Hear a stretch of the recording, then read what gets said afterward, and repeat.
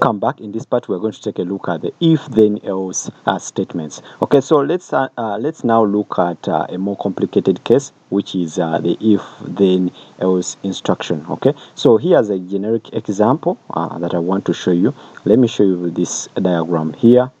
Okay, so that we can virtualize everything. So here, as you can see, we have our condition. Okay, so we have our condition, and if that condition result into true, we are going to perform this action. Okay, otherwise which is false, we are going to perform this alternative action. Okay, and from there we end. Okay, like that. Okay, so let me show you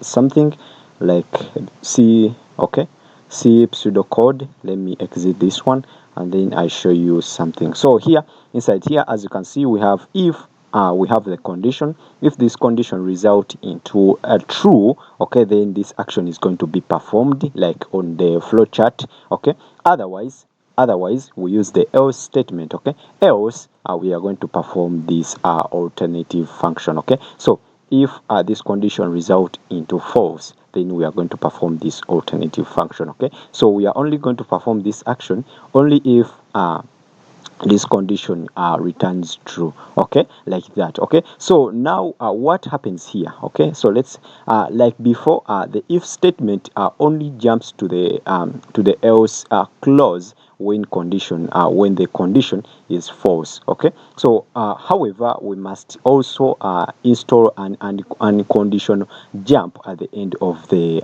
then clause. Okay, so we don't perform the else clause directly afterwards. Okay, so let's take a look at another pseudocode. Okay, so this is the C-like example. Okay, so let's take a look at this pseudocode. Okay, before we take a look at the exact condition. Okay, so here, as you can see, if not condition, we go to else, and else is right here. Okay, and else under else we perform the alternative function. Okay, otherwise if condition when not is not there, when not this not is not there, then we are going to perform this action, and then we go to end. Okay, so when we if not condition, we go to else. After finishing this alternative function, we are going to go to the end. Okay, like that. Okay, so now let's take a look at a real C example of if then else. Okay, so let's close this one, and then we take a look at this example here. So as you can see right here, as you can see right here, we have the if keyword. So this is the exact C code. Okay, so as you can see, if we have if x is equals to 10, if x is equal to 10, then we are going to set x to be 0. Okay, so otherwise else we are going to just increment x. Okay, we are going to increment x like that. So this one is going to translate into this assembly code